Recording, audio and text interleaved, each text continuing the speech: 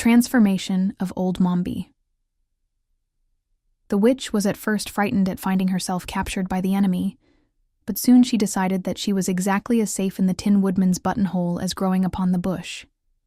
For no one knew the Rose in Mombi to be one, and now that she was without the gates of the city, her chances of escaping altogether from Glinda were much improved.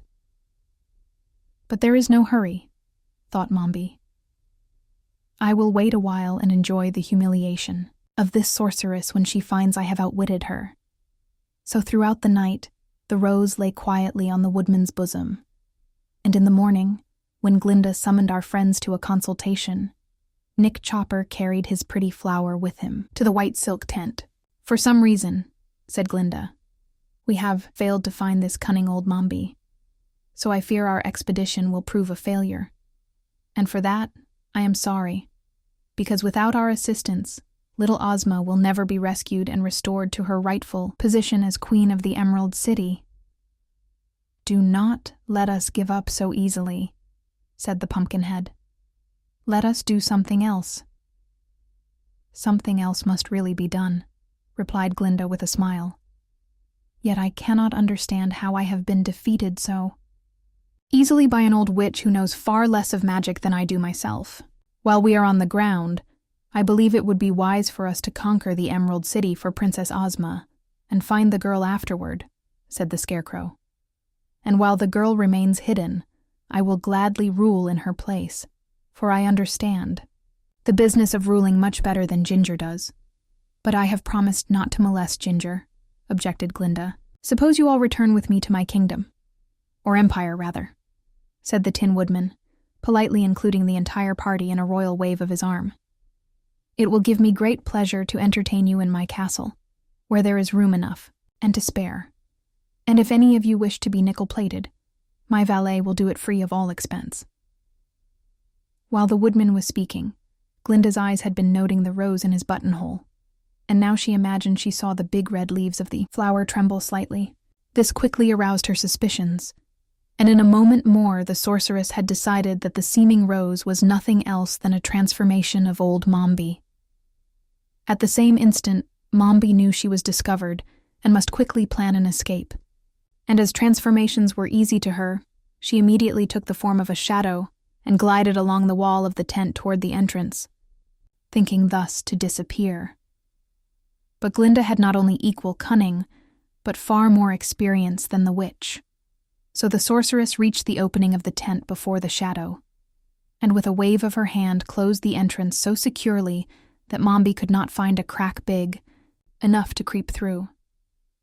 The Scarecrow and his friends were greatly surprised at Glinda's actions, for none of them had noted the shadow. But the sorceress said to them, "Remain perfectly quiet, all of you, for the old witch is even now with us in this tent, and I hope to capture her." These words so alarmed Mombi that she quickly transformed herself from a shadow to a black ant, in which shape she crawled along the ground, seeking a crack or crevice in which to hide her tiny body.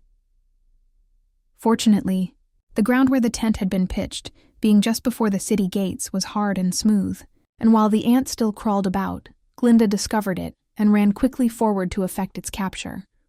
But just as her hand was descending, the witch, now fairly frantic with fear, made her last transformation, and in the form of a huge griffin sprang through the wall of the tent, tearing the silk asunder in her rush, and in a moment had darted away with the speed of a whirlwind.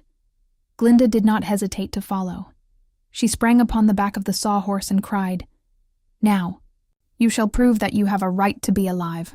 Run, run, run!" The sawhorse ran. Like a flash, he followed the young griffin, his wooden legs moving so fast that they twinkled like the rays of a star. Before our friends could recover from their surprise, both the griffin and the sawhorse had dashed out of sight. "Come, let us follow," cried the Scarecrow.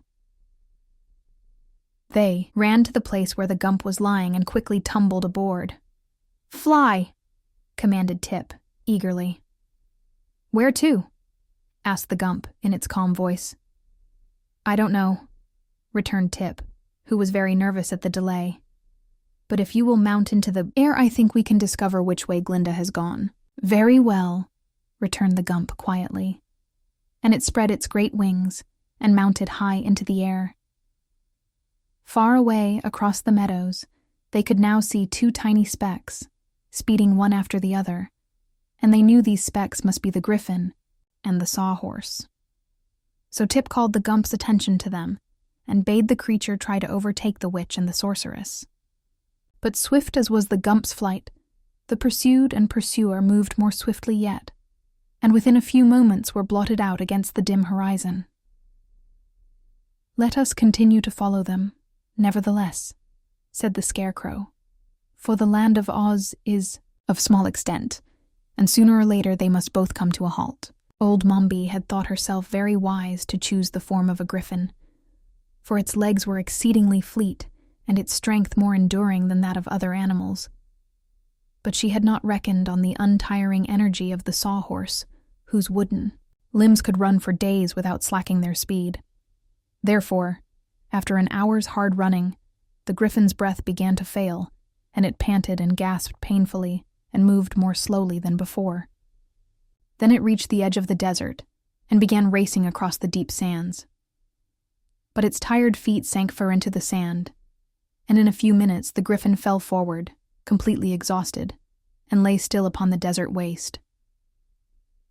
Glinda came up a moment later, riding the still vigorous sawhorse, and having unwound a slender golden thread from her girdle, the sorceress threw it over the head of the panting and helpless griffin, and so destroyed the magical power of Mombi's transformation.